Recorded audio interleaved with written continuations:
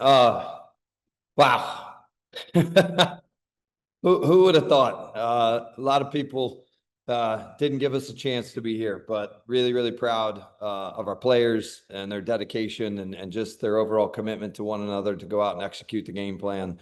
I don't want to do a bunch of coaches speak, but man, could not be more proud of this group from the opening game against UAB, going out and executing what we asked them to do, changing that slightly and doing our job against a really, really difficult Memphis team. And then, although Rice is pretty straightforward, they definitely threw some wrinkles at us that gave us some difficult times. So, I thought our players adapted well and did a really good job of taking care of business. So, man, it feels really good to be called American, soccer championships, our champions. So, thank you guys for taking the time to jump on here. Let me start. I'll start with, I don't know, Rylan or JJ. I know one of you guys had your hand up, so jump in. Derek, what does it mean to get this done? Can you talk a little bit about the competition you guys have faced this whole time? Yeah, thanks, JJ. I honestly, the American Athletic Conference, American Conference, soccer-wise, I think currently is ranked 7th or 8th in the country in most difficult league, outside, of the top, P4 conferences. So to be able to face a really difficult UAB team that's very talented, and then obviously Memphis, we knew that all roads would lead through Memphis. Number 3 team in the country, only team in the country, even still, that is undefeated, although we knocked them off in penalties. And then Rice was playing some of the best soccer, to be honest with you, through the end of the season. I know they dropped a uncharacteristic result to Tulsa, but they've been playing fantastic throughout the tournament. They only gave up 1 goal all conference long, and that was to us today in overtime. So huge credit to them as well. And just the overall competition in this league is really, really difficult. And I'm proud that we have closed that gap and put ourselves in that conversation to be called champions today.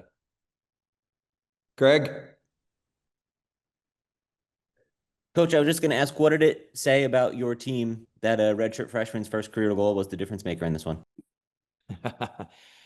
Bree Kerrigan's story is unbelievable, Greg. She had ACL tear last Labor Day in 2024, fought her tail off to get back from that injury over the last year. And towards the end of September, started making her way into the conversation of wanting to fight for a place and compete in training.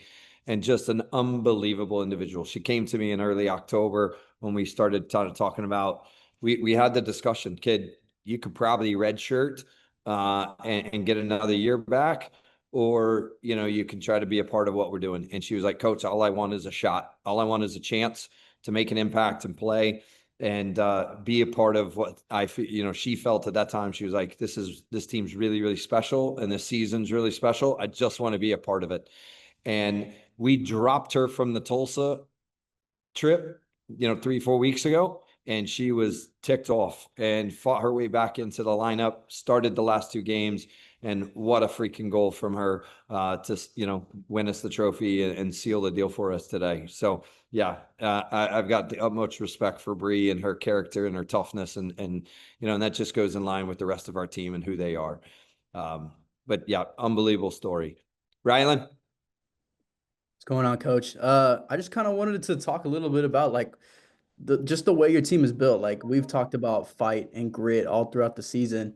And, there's no game against Rice if you don't score 2 goals in the final 10 minutes against Memphis. I mean, that's just one of the most incredible performances I've ever seen. So can you just kind of talk about what it is about this team that makes them so special and makes them so clutch and produce the result today? First and foremost, I've said it since the get-go, they're tough as hell, and they don't care who gets the credit. And I mean that. I know that may sound like coach speak, but from the opening weekend and our performance against Houston and ultimately our performance against TCU, our kids show that they're tough as nails. Our win over Lamar in the last second, other games that we fought like crazy to come back and win and get results in, even opening up against Florida Atlantic on the road and getting those 3 points, to the win against South Florida, obviously the performance against Memphis, and was just a culmination and really, really awesome to be a part of. And then today, it was just about being disciplined, being resilient in the face of what Rice was throwing at us, and shutting down their attack, and doing everything we could to keep them quiet on set pieces and balls into the box. And I thought Aaliyah Durden, Cam Kloza, Jasmine Kessler, again, all of our back line, Izzy Lane dropping back into the back line, Riley Lowe stepping in when Haley Lopez got injured. And the performances with Zoe and Addie and Leah in the midfield, and I can keep going on and on and on. But I just have a full roster of tough kids that compete their tail off, and just trust the process. They work their tails off every single opportunity they get. So really, really proud of them, and that's just who we are. We're built with a bunch of high character, hardworking kids that love to compete, and they showed that throughout this week here in Florida. So, Sean. Coach, you felt like your team could be here at this point, and you faced some adversity along the way, didn't get all the results that you wanted, but how confident were you going into this week that this could happen, and what did it take from your team over the course of 7 days to make this happen? Well, first of all, it was just recovering from a really difficult travel trip to Temple to end the year, and get the rest and recovery we needed to then turn around and come to Tampa. You know, we left last Tuesday to go to Temple. We came home on Friday. We were home for all of about 15 hours, and then jumped on a flight on Saturday to go, to out here to Tampa. But I'm really proud of our players, how disciplined and how professional they've been, and how they've really just prepared themselves. We talked about all the time is we're going to give God the result. Honestly, we can't control the result. All we can control is our preparation and our performance. And our players did exactly that. They prepared phenomenal. Our coaching staff did a fantastic job. From Rob to Colleen, Tom, Steven, Shelby, all of us that were here that did a really phenomenal job preparing this team each and every game. And then the players' ability to absorb that preparation and ultimately take it on the field and execute it. So, I had a feeling that we could compete, but I'm not going to lie. We had a chip on our shoulder because I think the coaches picked us 8th, and I think there's some pundits out there that picked us to finish dead last in this league this year. So for us to be sitting here, finish tied for 3rd in the league standings, and walk away with this tournament trophy and be the only one left standing is a tremendous amount of satisfaction for our players and the hard work that they put in. They've definitely earned every ounce of it. So, Greg? Coach, I just wanted to ask you now, sort of, what are your expectations for the NCAA tournament environment, and what do you think is going to be the next steps from here? Yeah, no, I've kept a pretty good pulse on it. We feel that the winner of the Southland League between Stephen F. Austin and Houston Christian, I'm not sure how that went, but that the winner of that game probably is going to get sent to TCU. And again, who knows? The tournament committee could do anything, but I feel like because TCU is the highest ranked P4 team in Texas, most likely the Southland winner is going to get sent to TCU. Texas State won the Sun Belt Championship last night, which is awesome. Really happy for Steve Holman and his staff. So really then it comes down to where are us and Texas State getting sent. Most likely one of us is going to go to Baylor and one of us is going to go to Texas Tech. That's what I fully expect.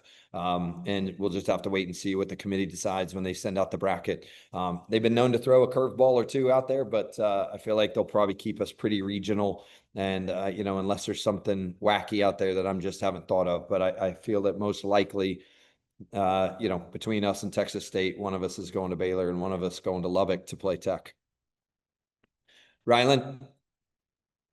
Coach, I just kind of wanted to ask, what is it about the conference tournament that brings out the best in you guys, right? You miss out the past couple of years. You won in 2022. You get back in here and you win the whole thing. What is it about postseason play that really turns you guys up? I wish I knew the answer to that, Rylan. I'd bottle it up, but try to use it more in the regular season so we don't miss these things. But I think it's all about the preparation, to be honest with you. The season's long. And it's difficult to keep your motivation from sometimes week to week.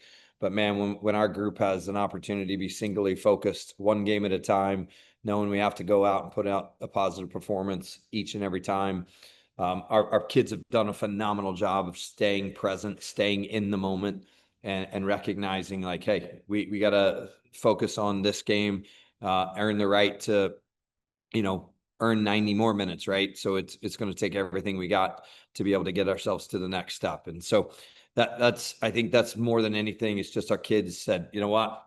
We have zero expectations. Yes, we want to win a trophy. Don't get me wrong.